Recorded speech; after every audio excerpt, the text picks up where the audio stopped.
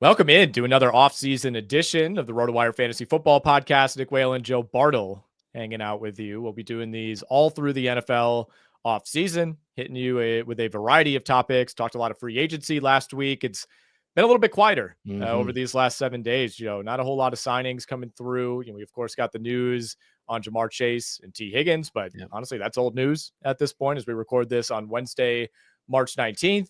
Still waiting on Aaron Rodgers. It does not appear that he is going to end up in Minnesota, which I would imagine you're happy about. Everybody should be happy about. I for a number of reasons, Joe, I think that would just be bizarre. It would set up Minnesota in a situation where you have JJ McCarthy, who is going to be healthy at some point. I think maybe the messaging is that he's healthy now and will be healthy for the start of the season. But setting aside all of the history here, the strange path that it would be like following in the exact footsteps of Brett Favre. If you're a Minnesota fan, you've spent the last 20 years hating Aaron Rodgers, and then all of a sudden he's your quarterback. Like, there are so many reasons why I think this would go wrong, but number one among them would be you're setting yourself up for an inherent quarterback controversy, right? Sure. It's like you bring in Aaron Rodgers, but if JJ McCarthy is healthy behind him, and you got to remember, your last memory of JJ McCarthy is him playing very well in a preseason game before that knee injury, Rodgers is going to be scrutinized and evaluated on a game-to-game basis, on a quarter-to-quarter basis, on a pass-to-pass basis. And we see teams do this every year where you bring in the veteran, you have the young guy. How often does the young, they'll tell us, oh, the plan is he's going to sit the entire year. How often does that happen? It doesn't, because eventually that starter is brought in as a bridge for a reason. He's not that good. And there's going to be calls for JJ McCarthy. So I think the Vikings are doing the right thing, ostensibly taking themselves out of, is it a sweepstakes? I don't even think this qualifies as a sweepstakes. It could be one of those Subway gift card things. Oh, here's a $10 virtual Subway gift card. More of a voucher. If you enter a name and here's like 5,000 people to win it, and you're like, okay, rolling your eyes. So you had mentioned the Vikings fans have hated Aaron Rodgers for a number of years and therefore wouldn't want him as the quarterback. I feel like that same statement would have applied to Brett Favre, and yet I felt like the Viking fans sort of adopted Brett Favre during that stint. And you're right. And Favre was one win away from getting them to the Super Bowl. I'm not sure that would have been the same for Aaron Rodgers. I really thought this was going to happen. Bad things always happen to me, Nick. So I just assume the worst case scenario in most of these, and Aaron Rodgers joining the Vikings, at least for me as a Packer fan, would have been that. Kevin O'Connell firmly cemented himself as one of the top 5 offensive minds in my mind last year, doing what he did with that team. But with Sam Darnold specifically, you could say that the ceiling would have been raised for that offense if it was Aaron Rodgers as opposed to Sam Darnold. And I wouldn't counterpunch on that. Sam Darnold played great. I think he earned the contract for the Seahawks that he got this offseason, rightfully so. But I think Aaron Rodgers could have had a level above that with Justin Jefferson, with Jordan Addison, with a healthy towards the end of the season, TJ Hawkinson, Aaron Jones reuniting as well too.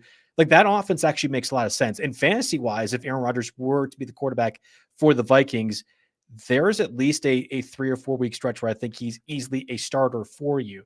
But if that scenario is not going to occur, it's a moot point. And honestly, you're right. Like, what else that Aaron Rodgers brings to the side, whether it be an Enigma Netflix show, which I actually kind of sneakily liked. I gotta say, it was not as bad as I thought it would be. I thought it was going to be very self-serving. I thought it was going to be a lot of eye rolling as a Packer fan who's kind of documented this whole run with Aaron Rodgers. I thought I'd be like, no. Like, I kind of liked it. I thought the insight that I got from Aaron Rodgers is good. I have always liked Aaron Rodgers, and frankly, Nick, I'm going to continue to like Aaron Rodgers on some level.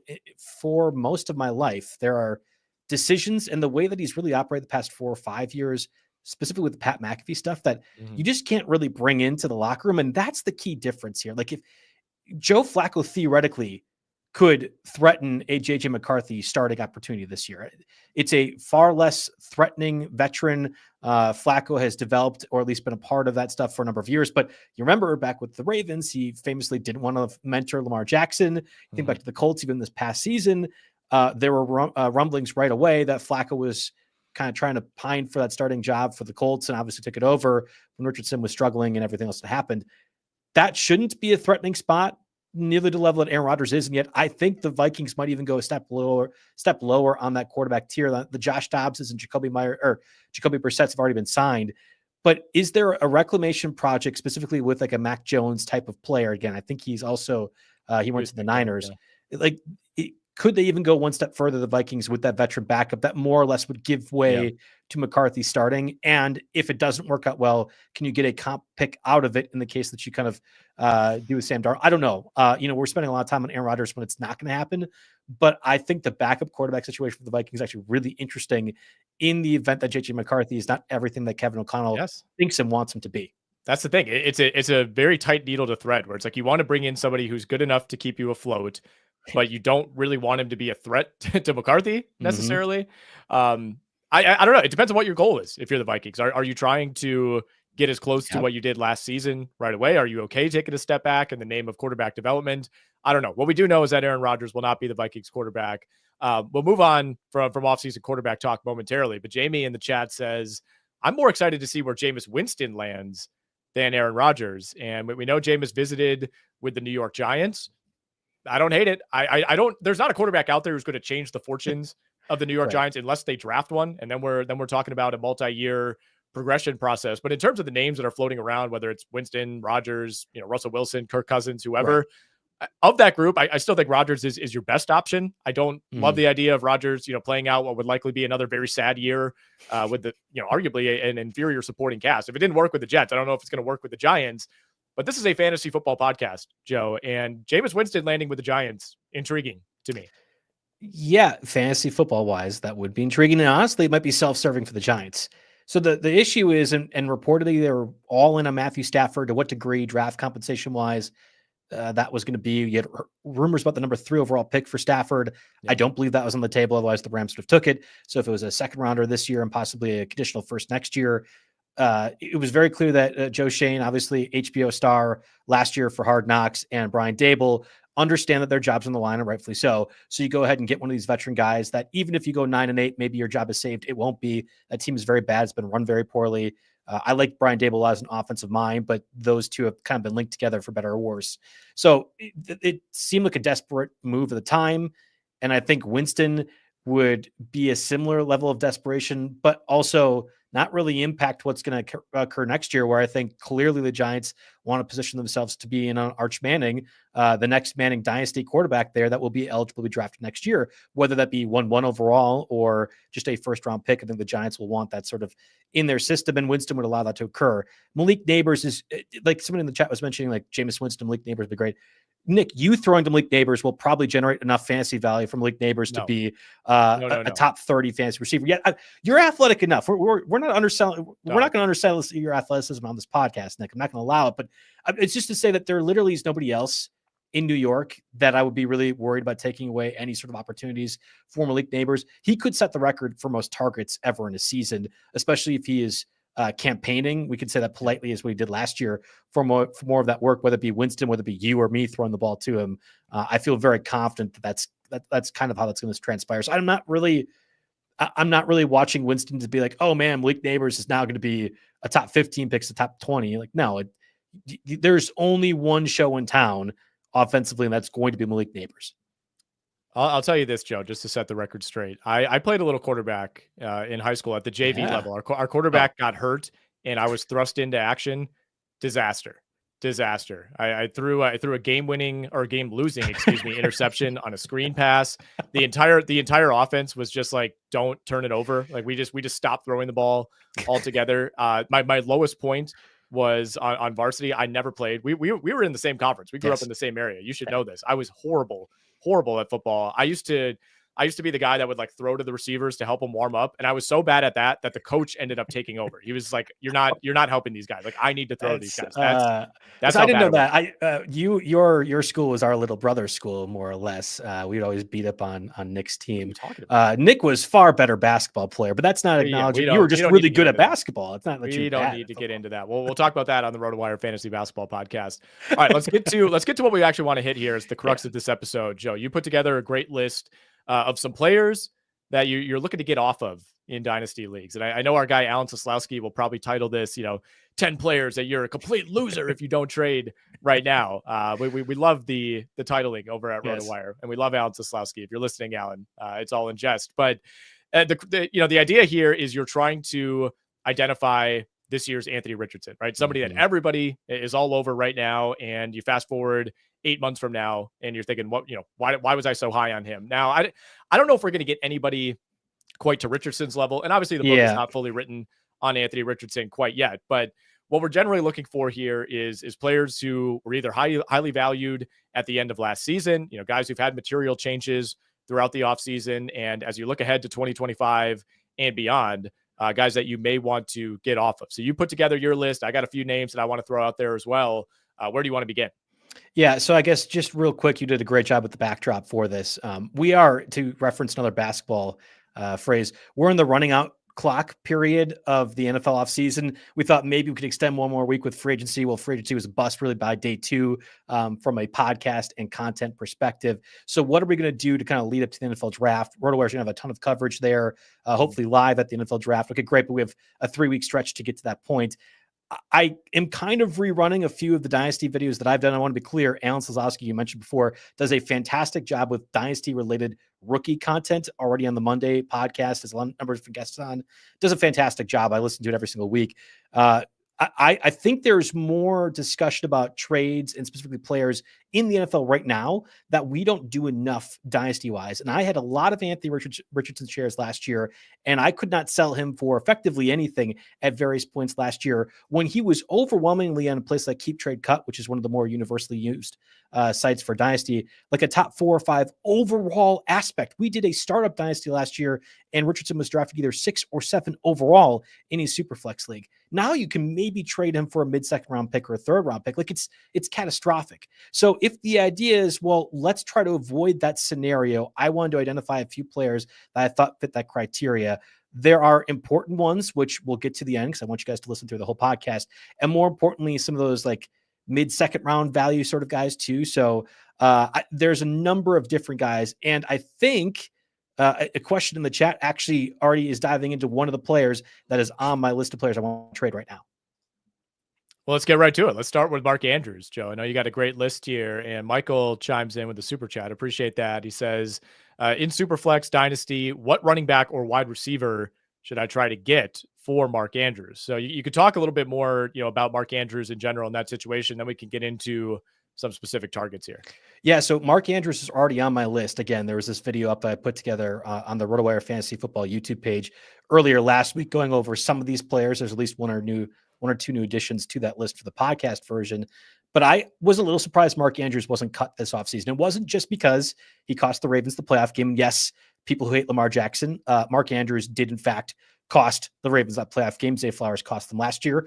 I will be the lone Lamar Jackson stan if that's the case of the playoffs. But the GM for the Ravens actually mentioned that Mark Andrews' cap hit was pretty high and that the Ronnie Stanley deal happened so early in the free agent period. Remember, signing Ronnie Stanley left tackle to a 3-year, $60 million deal really on the eve before free agency. And for what a lot of people thought was way less money, I thought was a 1-for-1 automatic. Okay, the Ravens need to make more money happen. They're going to just cut Mark Andrews. Maybe they bring him back at some point. He goes somewhere else, like the Commanders, for example, replacing Zach Ertz. That's a great spot. Well, none of that happened. Mark Andrews is still on the Ravens roster today.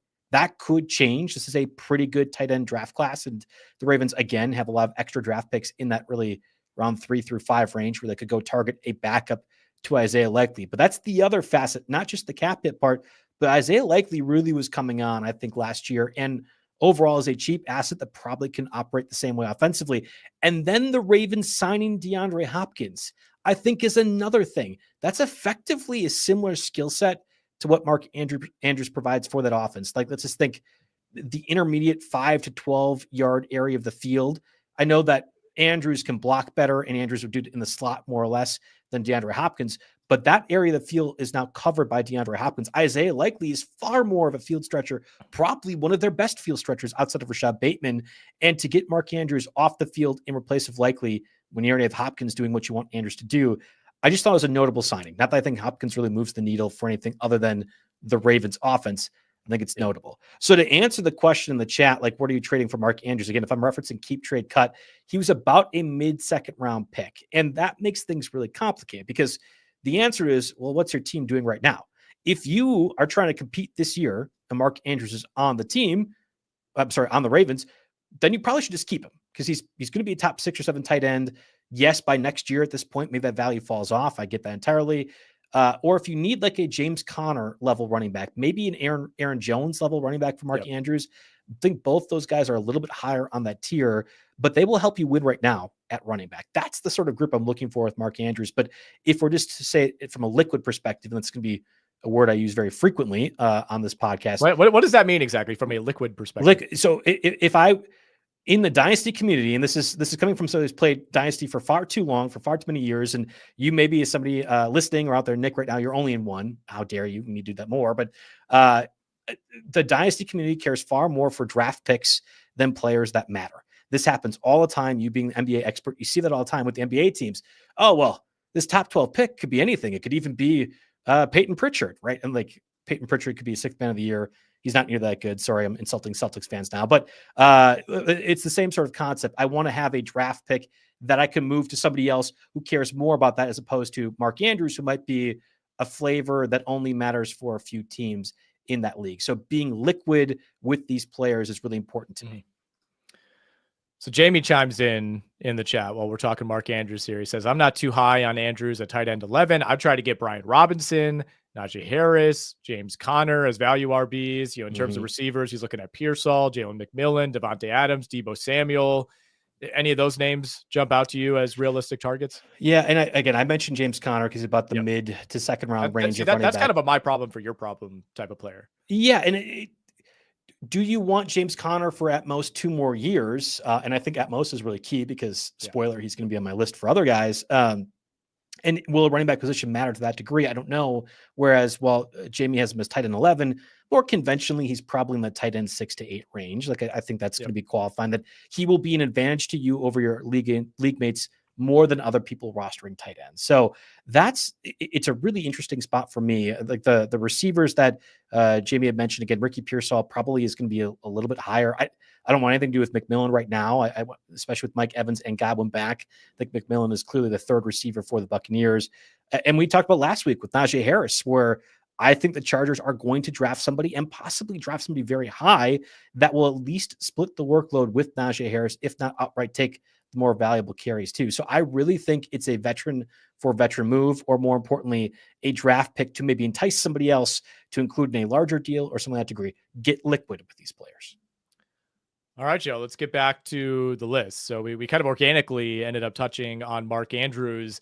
No surprise to me to see Rachaad White on the list here. And I think this is where your list, I think, differs when we talk about Anthony Richardson being the poster boy for this exercise. I don't think there's a Rachaad White hive out there in the same way that there was for Anthony Richardson this time last year. No. Again, if the overall concept is you want to avoid an Anthony Richardson situation, it doesn't necessarily have to mean a catastrophic one like Anthony Richardson would has been this year. It could just simply be, this guy's value is X today as we're doing the show. And in 6 months, not even just a full year, in 6 months, this guy's value is going to be less and less dramatically so. I have went on record. I will continue to go on record. I will say it every single podcast, Nick, until somebody in the chat just says, hey, Joe, the fill in the keyword here. This is a generational draft class at running back. This is going to be a generational group of guys coming in among rookies. Again, we saw it with the average 40-yard dash score was the highest we've ever seen at running backs at the NFL Combine. There's at least 14 different names that I think are going to matter and be consequential in redraft this year among the rookies. If that's the case, then it has to push out a number of guys. We said Royce Freeman, D'Onta Foreman last year, you're evaporated, you're Thanos snapped, you're gone. Zach Moss, not a thing anymore. And I think Rachaad White could fall into that category. Rico Dowdle would have been the same way as well, too, if he'd stayed with the Cowboys. But Rachaad White right now, I mean, last year was considered the starting running back. Of course, Bucky Irving came on. But more importantly, you had Matthew Berry talk about post-NFL Combine, too. The Buccaneers also like Sean Tucker. So if Rachaad White is literally the Buccaneers' 3rd running back and there are additional guys that could get cheaper. Oh, by the way, Rachaad White contract is up this year as well, too. I would be happy to move him for a 3rd round pick, a 4th round pick, doesn't matter. I would rather have the liquid draft pick to do something else than try to find one other league mate that might like Rachaad White in a 3rd round sort of range. I think it's far more important to get anything out of a Rachaad White than what his draft value will be in 6 months. So not as consequential as Anthony Richardson, but when we're doing these podcasts, we have to kind of go through every avenue. So Rachaad White is one of those guys that I must trade today if I'm listening. All right, let's talk James Conner real quickly. We already hit on him in conjunction with Mark Andrews, but anything else to say on Conner? I think to me this is similar in some ways to Rachaad White. You know, you don't necessarily have the obvious this guy is significantly better than him and passes the eye test in every way in Bucky Irving, but you got Trey Benson still in that roster. You got a team that seems like, I guess, outside of the quarterback position, they should be rebuilding. You're looking to get younger. James Conner doesn't really make sense with the direction of this team right now. So anything else on Conner as far as moving him goes? Yeah, it went underreported last year because it happened like when most people are tuned out, but James Conner technically did sign an extension. He's going to be there at least another 2 years. And I think that matters because they drafted Trey Benson in the third round. Of the rookies last year, I loved Blake Corum. I'm sure plenty of the people watching right now are listening to past or mid-season podcast could point to, oh yeah, Joe Barrow, like I like Blake Corum, the dummy, right? Because Blake Corum didn't do anything for the Rams this year, but I'm convinced Blake Corum is still a good running back prospect. I liked Blake Corum and Trey Benson equal, so that they're effectively blocked by Kyron Williams and James Conner is a very frustrating spot. But if you are the Cardinals and you drafted Trey Benson in the third round last year, there's going to be a point in time where he ends up playing or sinks or swims, right? Like you're going to throw Trey Benson out there in the fire to see what you have, even if it means it's a lost pick. And signing Conner obviously hurts things a little bit, but there's been tons of injuries in James Conner's career. That he was healthy all of last year was nuts because he's missed 21 games over the past 6 seasons. To me, again, we talk about Mark Andrews' value, a mid to late second round pick for James Conner for a team that's competing right now who could use a running back 3 or 4. I would happily do that in your dynasty leagues because I'm not convinced James Conner at this point next year is going to be anything different than Javonte Williams, who obviously signed a 1-year, $3 million deal with the Cowboys this offseason. Like that's the tier where James Conner could very easily fall into by this point next year. All right, a couple more running backs that I want to hit here. And both of these, Joe, I am very much looking forward to hearing your explanation. Yeah, I'm not surprised to see Rachaad White. I'm not on the list. I'm not surprised to see James Conner or Mark Andrews. Tyrone Tracy and Chase Brown. Yeah, so another peek into the curtain, so to speak. When I'm posing these shows or kind of going through these videos, I always test run it with the RotoWire office contingency. If I can get a 10-minute discussion out of this, it means I've done something correct. So I'm thinking about different ideas. I'm thinking about, I don't want to have an Anthony Richardson situation occur next year with X player. So I'm tossing it around. I said Tyrone Tracy, and there was probably 4 different people that piped in as to what their value or their idea of value is for Tyrone Tracy. And we sort of landed where Keep Trade Cut, again, it's a site I keep referencing, but there's a number of these ones out there for Dynasty, had him as a late first, early second round pick. If I'm sending Tyrone Tracy for, let's just say 2-2 or 2-3 this year, I'm probably not doing it. But if the idea is I want to move off a player that will have their value dramatically fall off next year, well, you've already won. Because if you've been listening to any of these RotoWire podcasts over the past 6 months to a year, you were in on Tyrone Tracy. You were in on this other running back that we mentioned in a second. Like Mario Puig, John McKechnie, I always call him disciple. I always call myself a disciple of both those guys. They do a great job of identifying talent who would have been outside this range. Tyrone Tracy was not drafted anywhere near 2-2 in your rookie drafts last year. So if it's stock, the stock is up. You've made a lot of money already on Tyrone Tracy. Smart people who make far more money than I do would tell you to sell on that. Unless the stock is really trending up in a positive way, you would sell on that right now. You have positive returns. I would assume the Giants are going to draft at least 1 running back. Again, this goes back to my whole focal point that this is going to be a generational running back class. They still have Devin Singletary, who, by the way, was the starter for that Giants backfield until he got hurt. And it wasn't even Tyrone Tracy as the starter after that. You had 1 drive of Eric Gray before the Giants wanted to commit themselves to Tyrone Tracy. So you're already getting a massive return on investment on Tyrone Tracy. And I'm relatively convinced that the Giants will draft somebody. Let's just say they go ahead and draft a Johnson from Iowa, who has been kind of a faller from the combine, but more of a plotter, if nothing else. So that's the worst case scenario for Johnson. That's a spot where the pass catching running back Tyrone Tracy then shares the backfield with the second round pick. His value would fall. It consequentially would be more in that James Conner tier of range. So right now, today, if I can get a late first for Tyrone Tracy, I think I need to do it.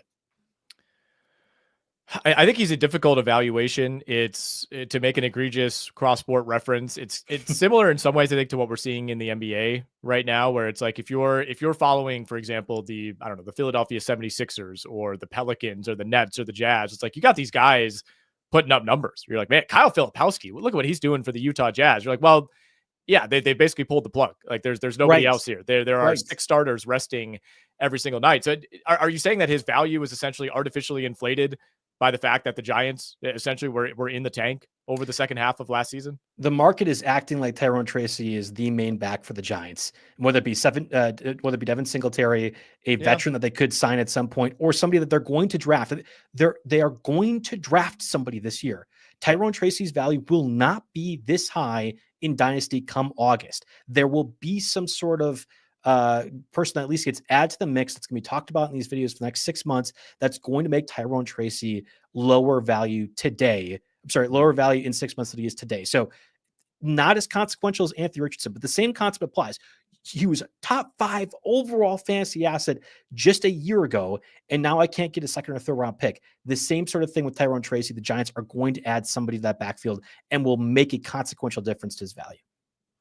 Michael chiming in saying he's trying to sell Tracy for an early to mid second and package that pick with another back or receiver to tier up and get a better starter. Essentially exactly what you're saying, Joe. Chase Brown. This is a big surprise to me. Yes. Joe, I love Chase Brown. I want pieces in the Cincinnati offense. What is the case against Chase Brown? It's the same concept as Tyrone Tracy. And again, if you've been watching any of these podcasts that we've done, Mario and John do an excellent job. They identified Chase Brown before Chase Brown was really a thing. Now, 3-year starter, over 600 carries in college. We know he can be a workhorse back. That was one of the selling points in my mind to why I have a few shares of Chase Brown in Dynasty as like a 3rd round pick, because this guy has been a proven track record as a 3-down ball carrier in a Big Ten offense. Well, the Bengals don't seem to think that's the case, right? Because they signed Zach Moss this past offseason. Then they traded for Khalil Herbert when Zach Moss was injured. Now, Herbert fumbled basically his first snap, and then it was Chase Brown's backfield the rest of the way. But if the Bengals have continually and obviously demonstrated that they don't view Chase Brown as a 3-down back, why is the Dynasty community doing that? I don't get that at all, because if it's clear the team is doing X thing, shouldn't we assume that the team is going to continue to do that? Like there shouldn't be a change of point other than maybe to save valuable resources at the position. But then I'll go back to, well, Nick, even a quality veteran backup is like $2 million. After the Higgins and Chase and Burrow deal, they probably don't have $2 million in spare change walking around anyway. So you can draft a running back in the 3rd or 4th round. That could be a consequential backup, and that saves a quarter of the price of what even a valuable veteran would be to Chase Brown. If the Bengals draft somebody in round 3, totally possible. Again, I'm saying there's 14 guys that are going to be drafted over the next 4 rounds of the NFL draft come late April. Mm-hmm.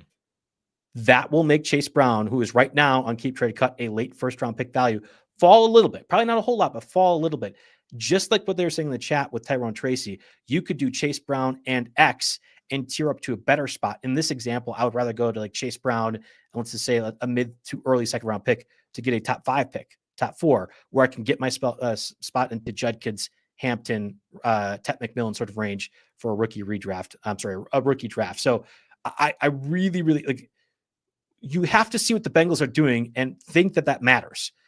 Every other point of reference is that Chase Brown is not a 3-down workhorse to that team. Why are we automatically assuming entering the year he's going to be?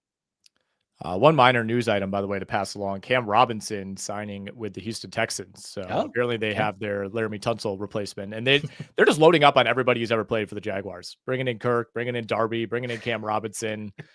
You know, when you're at the top of the mountain, Joe, everybody wants a piece of that Jags roster. All right, the entire pod has been building toward this.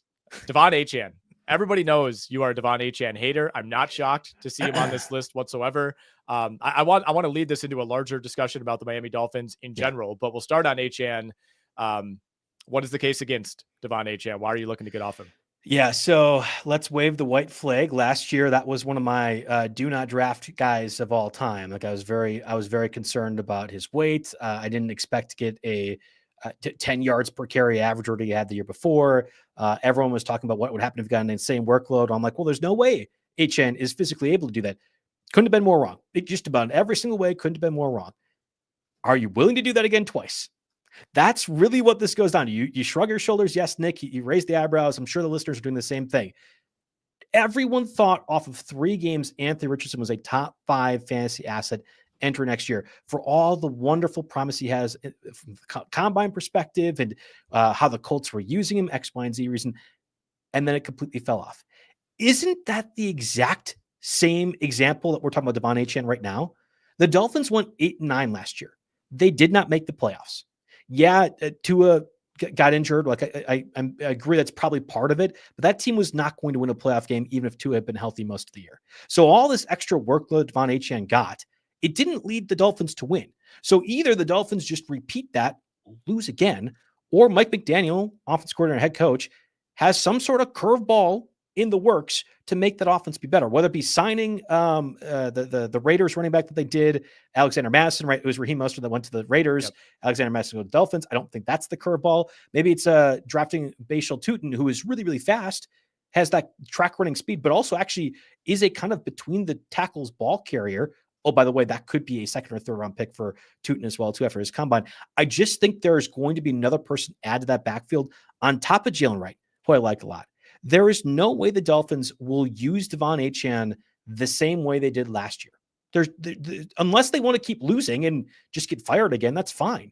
So if Devon Achane is used less than he was last year, is he going to be less valuable at the end of the season? Not to mention if he could possibly get injured, which again is my main hater concern energy that you're referring to. You could get basically anything. I don't think you can get Genty necessarily. I think Genty is valued as running back 4 right now in overall Dynasty, and Achane's 5. But if you have Achane right now, you were listening to this podcast 2 years ago, you got him for a maybe a late second round pick, early third round pick. If we're doing this in the stock market, you have completely won. You could cash out right now and get way more assets to be able to have a valuable roster. I'm not necessarily saying I would do it. I would do it. But I'm not saying you should do it, I should say. But you have to at least consider it because Anthony Richardson is the exact example, and I think one-for-one comparison that we're seeing for Devon Achane right now. Okay, I could live. Did I convince you? Yeah. No, I mean the workload is just insane, right? I think that is what is not to say. I remember watching multiple Dolphins games last year where they're down 3 touchdowns. Tyreek's out of the game, Waddle's out of the game, Tua's injured, and they're still just pounding Devon Achane in the fourth quarter of a game that is just totally over. I'm like, what are we doing here? I think from a workload perspective, and part of the reason that I want to just talk about this, Dolphins as a whole, I want to rope in Jonnu Smith. I want to rope in Jaylen Waddle as well. I mean, Tyreek Hill is almost secondary to me at this point, but like what we saw last season from the Dolphins, was that the plan, right? Can we really take anything from that season? I mean, obviously you're without Tua early in the year. He comes back and it looks, I guess, a little more Dolphins-like, but not really, right? It's like Waddle and Hill still struggled. All of a sudden, Jonnu Smith is the number 1 fantasy piece in this pass-catching core. I don't think that was the plan. I think there will be a new plan this year. But what also worries me about some of these guys long-term, like I'm a Mike McDaniel guy. I think he's a good coach. I would love for him to be the coach of a team that I root for. Quirkiness, sure. I don't really care about what he does, off the field, personality-wise, whatever, but I love the scheme. They got away from that last year. If it doesn't work this year, which I don't think it will, I'm not very high on this Miami team. Are we looking at a complete new regime, after the 2025 season? We certainly could be. I agree with you that I think Mike McDaniel is one of the better offensive minds in the league. So I'm sooner assuming he's going to have something else prepared. It felt like the NFL caught up to his scheme last year and really kind of funneled everything all right, yeah, you guys want to throw to Jonnu Smith 15 times? Go for it. You're going to lose by 20. Here you go. Oh, Devon Achane's going to get 17 checkdowns because you can't throw it further. Yeah, whatever. We're going to eventually kind of clock you out in that one and win. And that happened more often than not. This is supposed to be an explosive offense that's got 4-3 speed across the board. They weren't making explosive plays because the defense was able to take that away. They also weren't able to do enough on the ground to be explosive either. So if the idea is, okay, let's play cover two, you see Mel Kiper say, let's ban cover 2 because all the explosive plays are gone, right? That's a hideous take, but there is a counter to cover 2. It's running the ball until you have to go out of it.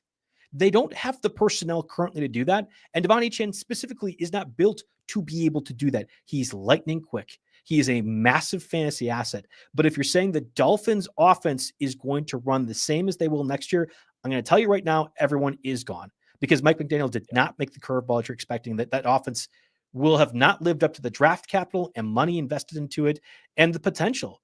When you have Tyreek Hill, Jaylen Waddle, and Devon Achane, there should be more explosive plays than what we saw, even if you have Tua missing a 4 or 5 game stretch. So I'm relatively convinced that Mike McDaniel, because I have a lot of confidence in him as a coach, is going to improve things. And to me, I always look at path of least resistance. I'm far of an NFL mind than Mike McDaniel is, but in my mind, it's just run the ball more effectively and efficiently between the tackles. That feels like the easiest answer to all of this. What are you doing with Jaylen Waddle right now? Because he's on the opposite end of the spectrum, right? He's closer to Rachaad White than he is Devon Achane or some of the other names that you mentioned here. Certainly closer to that than he is Chase Brown. I mean, his value to me, maybe it's lower in my perception than it is in the Dynasty world. Looking at keep trade cut, he rates a little bit higher than I would have expected coming off this kind of season, given all the injury issues. I mean, the fact that he's tethered to Tua worries me a ton because we know how that's going to end up going. What are you doing with Jaylen Waddle if you're holding him right now in Dynasty? So one part of this, and we have to kind of think about what we've seen the past 3 years. Jaylen Waddle signed a massive extension last year. Tyreek Hill signed a massive extension last year. If Mike McDaniel and that offense does not work out, the new regime takes over. It's entirely possible that Waddle gets traded. Right. It would be a lot like that Jerry Jeudy trade to the Browns, where Denver didn't really get anything for Jerry Jeudy relative to the asset that Jaylen Waddle was at various points, and asset that Jerry Jeudy was, especially on draft day. But I could see that occurring. In that scenario, Jaylen Waddle would instantly jump up. So that's almost one of those, we're getting to the point where the asset's so deteriorated that I would actually be willing to buy it. But if you're saying a keep trade cut, he's still in the late first round range, maybe early second round. I think there's a point where he could still fall further if we are doom and glooming the Dolphins like we think they might. There's going to be a selling off point, I would imagine, for Jaylen Waddle. It happens mid-season for people that are trying to acquire him. I believe he's a really good receiver. I believe he's every good as what Devonta Smith is for the Eagles. And he could be like, well, Joe, that's wide receiver 2. If AJ Brown was gone, it was just Devonta Smith. I think Devonta Smith is still a number 1 in quality receiver for that team, right? Like I think the Eagles offense still operates relatively well. AJ Brown's like a one-of-one unicorn, and what he provides to that offense is crazy. It's so funny the Titans decided to trade him away and think they could replace that with Treylon Burks of all people. It's ridiculous. Waddle could do that.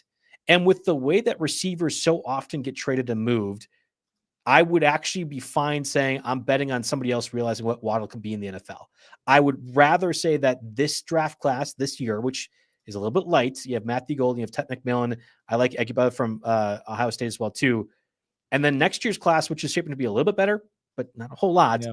Waddle might be the prize of that group that you could be acquiring for relative cheap. Like, for example, the Packers signed Mecole Hardman yesterday. Massive earth-shattering move. It can make a major difference. No, it's not.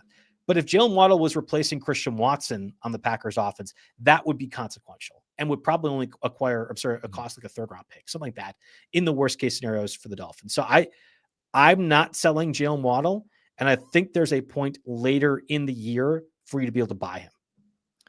Got a question in the chat regarding Waddle. Michael says, I traded away Waddle and I got back Worthy in the 3.4. Thought that was a good deal. Any thoughts? So you got Worthy and 3.4, or he drafted Xavier Worthy 3.4? Because if he drafted Xavier Worthy in the third round, I would assume you're going to just win this league by default that you're playing in. Mario and John do a great job getting you set for Dynasty, but I think Nick's cat probably could tell you just as much fantasy advice to beat those people if Xavier Worthy's getting in the third round. Okay, dog owner. Fine, whatever. I'm not a dog, dude. I'm not a pet guy. Anyway, okay. Your general points. Fine. I guess I think that's a great idea. Like I'm lower on Xavier Worthy than a lot of people. I've seen his value pretty high, especially post Super Bowl. I think when Rashee Rice comes back, he's the alpha target for that offense. And once Travis Kelce retires, it's going to be Rashee Rice's receiving room, and then Xavier Worthy is an asset.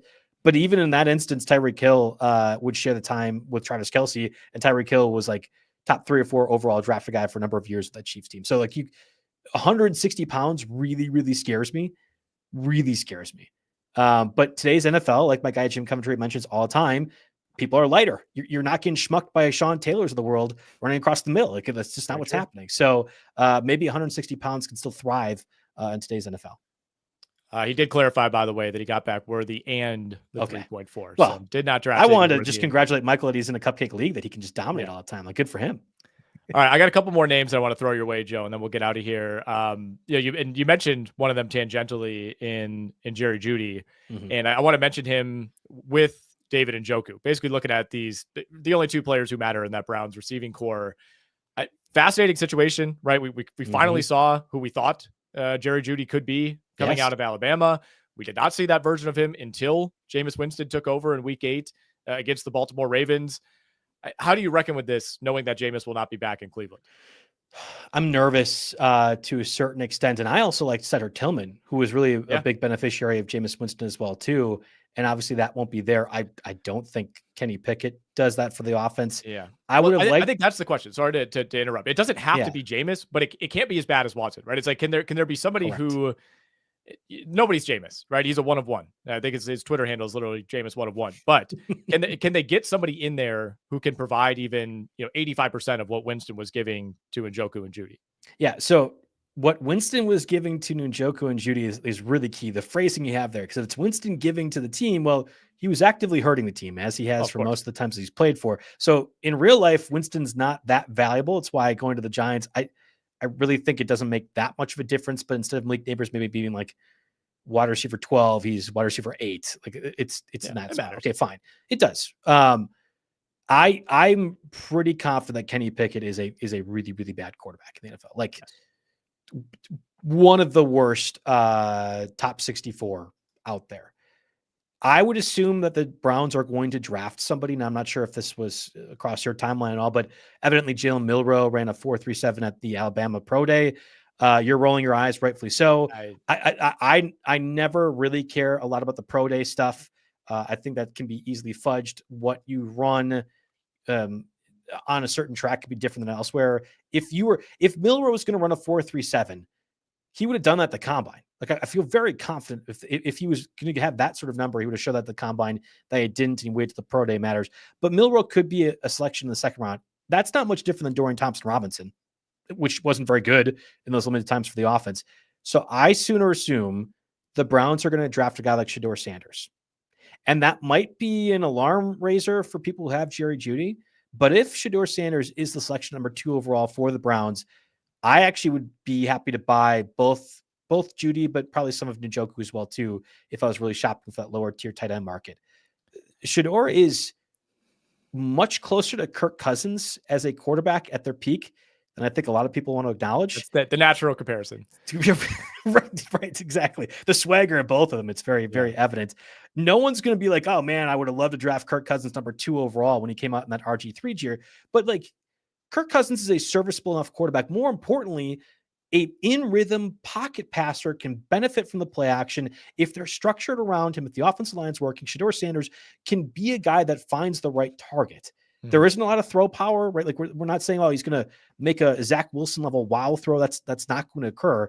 But in the Kevin Stefanski offense specifically, and possibly only, that's where I like Shedeur Sanders. So if the Browns do acquire that kind of quarterback, and less so of the Tyler Shucks and Jalen Milroes in round 2, then I like the Jerry Jeudy, David Njoku aspect in Dynasty, but also redraft. There's just a lot of question marks that we still have over the next 30 days to have that point occur, though. So I'm couching the answer, Nick. I don't mean to, but I need to see what the Browns do at number 2 before I really commit to anybody.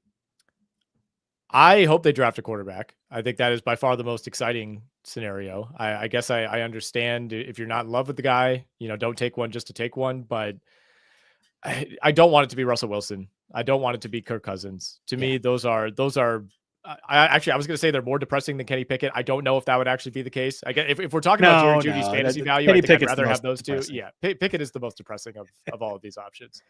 All right. Well, we'll end on this. Michael says, how about Jackson Dart to Cleveland? Is that a possibility? I don't think that's happening at 2. Yeah. And that would be like the Browns trading up to like the 20, which they could do. They have an early second round pick. That's possible.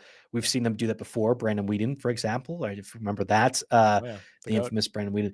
There was something on Twitter, and I should have just saved this stuff. I really should do a better job to acknowledge who did it, but they had basically posted, it's really interesting to see Jackson Dart's fantasy value basically rise the second he stopped playing football. It's basically a graph of like tallying something. I would assume on Keep Trade Cut or something like that, where it's going down, down, down, and really effectively Senior Bowl on. It then spikes up to where now he's widely considered a first round pick. It's such the influence that we have in the quarterback position, and that so many teams still need it. We knew that was going to happen, that there was going to be this carousel and who's going to land with Russell Wilson and Geno Smith and Sam Darnold. Doesn't matter in real life because they're not going to win football games, but it just means, oh, well, they literally don't have to have Kenny Pickett start. That's the real winner in the carousel sort of things. I don't think Jackson Dart is anywhere close to, Bo Nix, who I was really low on entering last year. Yeah. Like if we're going to rank these guys from last year and this year, both Shedeur and Jackson Dart, I think are consequentially lower than any of the first 5 guys that were drafted. There would need to be a real commitment to using Jackson Dart as kind of that intermediate throw I'm describing Shedeur Sanders to be. Mm-hmm. And maybe somebody will, but I think teams just draft a quarterback in the first round because they feel like they need to, and there's less smart thinking that goes into it. Maybe, again, I'm such a pessimist, Nick, that it's not fair maybe to the listening audience to assume NFL teams are going to do dumb things, but we've seen NFL teams do a lot of dumb things over the years that I'm not convinced Dart is going to matter much in fantasy for a lot of people. All right, there we have it. We'll wrap it up there. Great stuff as always, man. Appreciate you putting together that list. Hopefully that was helpful for everybody out there. We'll keep doing this pod weekly throughout the NFL offseason, counting down the days to the NFL draft. We'll keep mixing in other episodes as well. You can catch John and Mario talking a lot of Dynasty, talking a lot of futures throughout the offseason. And Joe, looking forward to doing this with you again next week, and very excited to see what you come up with for our topic a week from now. I'm always surprised when we talk on Monday. I'm like, all right, what are we doing this week?